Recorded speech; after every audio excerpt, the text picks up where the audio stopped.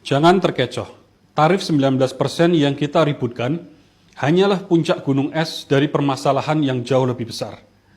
Pokok-pokok perjanjian yang menyertai tarif 19% itu lebih mengerikan kalau ditelaah dengan seksama kalimat demi kalimat. Yang pertama, 280 juta penduduk Indonesia akan menjadi pasar bagi 99% produk Amerika dari semua sektor tanpa kecuali.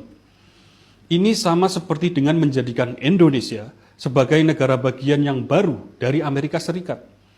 Kedua, tidak perlu ada lagi sertifikasi, inspeksi, standarisasi, requirement, atau izin untuk semua produk dari Amerika Serikat, mulai dari alat industri, kendaraan, obat, makanan, kosmetik, produk pertanian, produk digital, dan semuanya. Jadi, tidak perlu lagi sertifikat TKDN, uji emisi, izin edar BPOM, izin edar Kemenkes, neraca komoditas, atau apapun itu namanya untuk semua produk dari Amerika Serikat. Kedaulatan Indonesia runtuh di sini.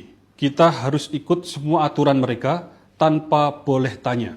Pokoknya kita harus terima, harus dengar, dan harus patuh ikuti semua instruksi. Ketiga, mereka akan memiliki akses penuh pada data pribadi rakyat Indonesia yang disimpan di wilayah Indonesia.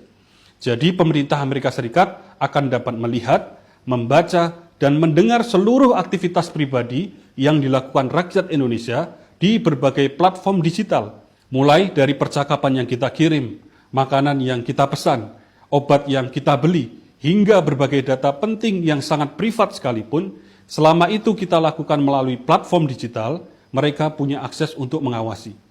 Kita seperti hidup sebagai tahanan yang dimonitor 24 jam 7 hari, kemana-mana akan dibuntuti, dari bangun tidur hingga tidur lagi, miris, sangat miris, ini semua akan diizinkan oleh pemerintah Indonesia. Keempat, mereka menginginkan mineral kritis dari Indonesia, yang beberapa di antaranya telah dilarang oleh undang-undang di Indonesia untuk diekspor. Telah lengkaplah kriteria penjajah dipenuhi oleh pemerintah Amerika Serikat. Mereka menginginkan apa yang terkandung di dalam tanah Ibu Pertiwi. Tahukah kita, mereka telah mengabarkan ke seantero Amerika Serikat melalui situs whitehouse.gov bahwa kesepakatan dengan Indonesia adalah sebuah kesepakatan bersejarah yang membawa kemenangan bagi mereka. Lucunya, pemerintah Indonesia di sini seperti gagal memahami situasi yang sedang terjadi dan seperti gagal meneropong jauh kemungkinan bencana yang mengintai dari balik pokok-pokok kesepakatan tadi. Rasanya terlalu jauh kalau harus berasumsi tim negosiasi pemerintah Indonesia tidak dapat memahami isi teks kesepakatan dagang tersebut.